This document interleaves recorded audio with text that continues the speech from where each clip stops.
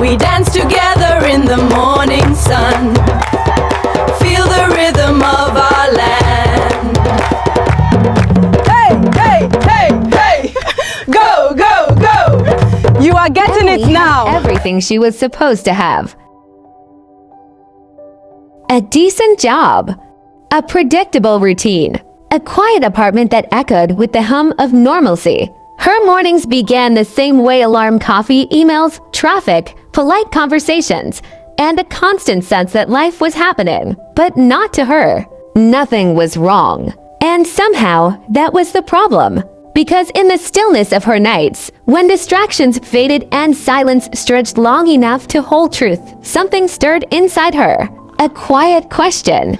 Is this it? She didn't hate her life, she just couldn't feel it anymore. So she started searching, not loudly, not dramatically, but in small, unnoticed ways, watching videos, reading stories, following glimpses of lives that felt fuller. And then one night, she found it. A short clip. Drums, feet hitting the ground in rhythm. Women dressed in black and white striped fabric, moving with a confidence that felt ancient and alive. Men clapping, children laughing. Dust rising into golden air as if the earth itself was dancing. She didn't understand the language, but she understood the energy. She watched it once, then again, then again. Something in her chest shifted. Not excitement, not curiosity, something deeper.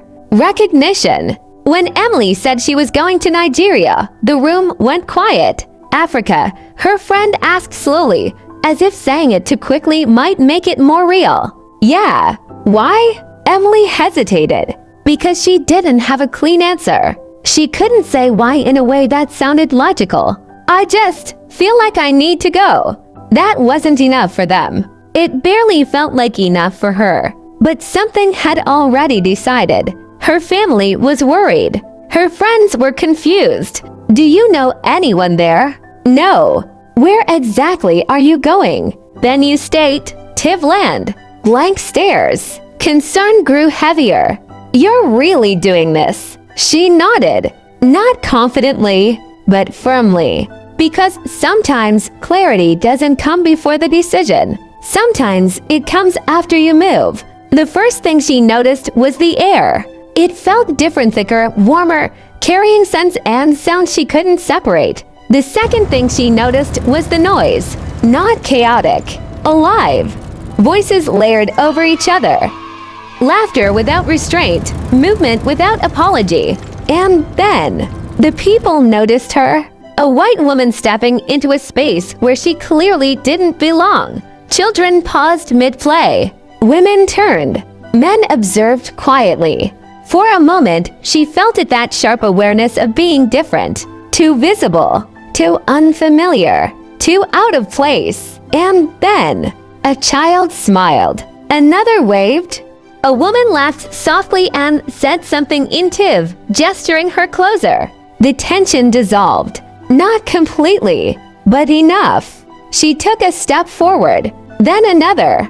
And just like that, the distance between them and her began to close. Language humbled her quickly. The Tiv words refused to cooperate. They slipped. They tangled. They embarrassed her. She tried to greet someone and accidentally said something completely wrong.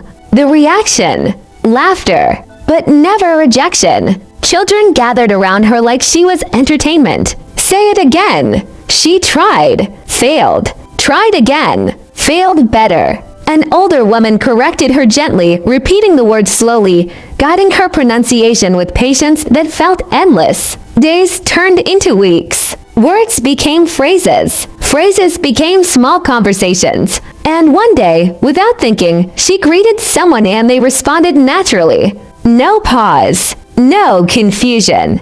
Just understanding. She stopped walking. Turned around. Wait, you understood me. They laughed. Of course they did. And in that moment, something invisible shifted. She was no longer completely outside. In places like this, stories don't travel through screens. They travel through people. There is a white woman here. She eats our food. She laughs with us. She is learning. Curiosity expanded, and soon it reached neighboring communities. The Idoma heard, the Igede heard, and they came.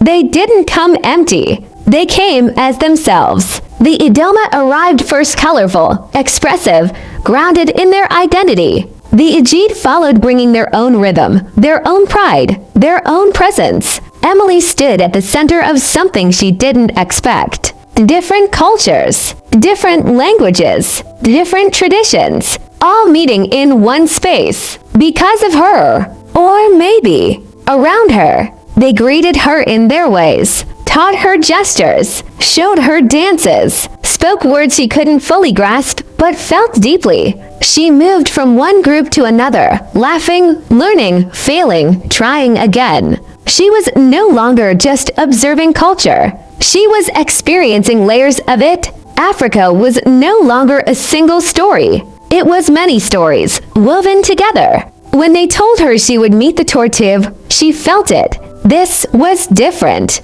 This carried weight. She prepared carefully, watched, listened, followed instructions. She entered with respect, moved with intention, bowed when she was told. And when she stood before him, something unexpected happened. He looked at her not as curiosity, not as spectacle, but as presence, as someone who had stepped into a culture with humility. And that acknowledgement, it settled something inside her. The drums returned again, but this time they didn't intimidate her. They invited her. She stepped forward. The rhythm started, and instead of chasing it, she followed it. Naturally, freely, not perfect, but real. The crowd noticed. Cheers rose. Feet struck the ground. Dust lifted into the air, swirling like celebration itself. She smiled not because she got it right, but because she finally felt it. It became something bigger, not planned, not structured, just inevitable. People gathered from Tivland, from Idoma, from Igede, and beyond.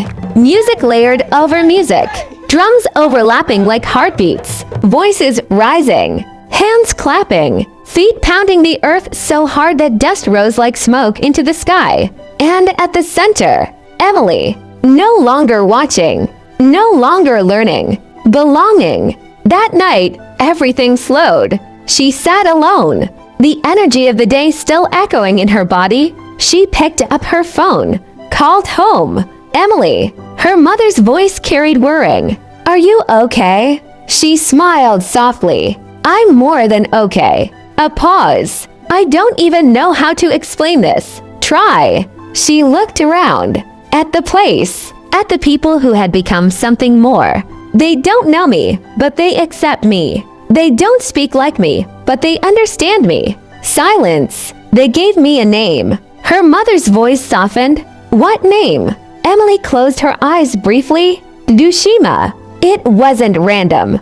It wasn't casual. It was intentional. They gathered, not to watch, but to affirm. She stood there not as a visitor, but as someone who had stayed long enough to be changed. And they called her forward. From today, they spoke. "You are Dooshima.